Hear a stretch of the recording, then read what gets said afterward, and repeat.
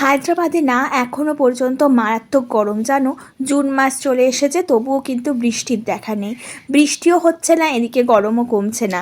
গরমে রান্নাঘরে রান্না করতে একটু ইচ্ছা করছে না, কিন্তু খেতে তো হবেই। তাই আজকে চলে এসেছি একটা অন্যরকম কিছু রেসিপি ট্রাই করব বলে। আর সেই রেসিপি তোমাদের সাথে শেয়ার করব না সেটা তো হয়ই না। আজকে করছি কুমড়ো পাতায় চিংড়ি মাছের পাতুরি। এই রান্নাটা অনেকেই করেছো, অনেকেই খাও, তাও আমি একবার দেখানোর চেষ্টা করলাম। কুমড়ো পাতাগুলোকে সুন্দর করে ধুয়ে নিয়েছি। এদিকে শিলনোড়াতে না সর্ষে, পোস্ত, লঙ্কা একদম সুন্দর করে বেটে নিয়ে চিংড়ি ম্যারিনেট করে রেখেছিলাম, আর সঙ্গে দিয়েছিলাম একটু সর্ষের তেল। তারপরে কুমড়ো পাতার মধ্যে সেই ম্যারিনেটের চিংড়িগুলো দিয়ে ভালো করে সুতো দিয়ে কিন্তু মুখটা বন্ধ করে দিয়েছি। আর অবশ্যই কিন্তু লবণ আর হলুদটাও দিতে কিন্তু ভুলো না তোমরা, আমি বলতে ভুলে গিয়েছিলাম।